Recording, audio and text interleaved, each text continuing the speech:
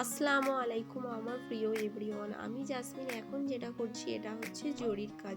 এই জরির কাজটা করার জন্য প্রথমে কাপড়টা ঢাড্ডায় ঢেকে নেওয়া হয়েছে, তার উপরে খাঁকা দিয়ে কাজটা ছেপে নিয়েছি। এই ছাপার উপরে যেভাবে ফুলটা করছি তার জন্য প্রথমে একটা দবকা দিয়ে এদিক ওদিক গোল করে বর্ডার করে নিয়েছি। বর্ডারের উপরে ছোট্ট ছোট্ট দবকার টুকরো কেটে এদিক থেকে ওদিক দুটো করে টাঁকা মারছি। এই টাঁকাটা দুবার করে মারলে কি হয়, কাজটা সরে যায় না।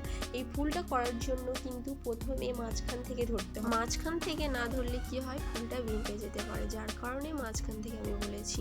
এইভাবে ফুলটা আমি উপরেরটা কমপ্লিট করে নিলাম। এবার মাঝখানে যে ফাঁকা জায়গাটা আছে এই ফাঁকা জায়গাটার মধ্যে একটা পাত দিচ্ছি আর একটা সাদা চির আর দুটো পানি চির দিয়ে ফুলটা কমপ্লিট করব। এইভাবে না করলে কিরকম ফাঁকা ফাঁকা দেখাবে না, যার কারণে এই তিনটে বসিয়ে দিলাম। এবারে পাতাটা কিভাবে করেছি এটা দেখতে হলে অবশ্যই কমেন্টে জানাবেন। Thanks for watching my video. Bye bye everyone.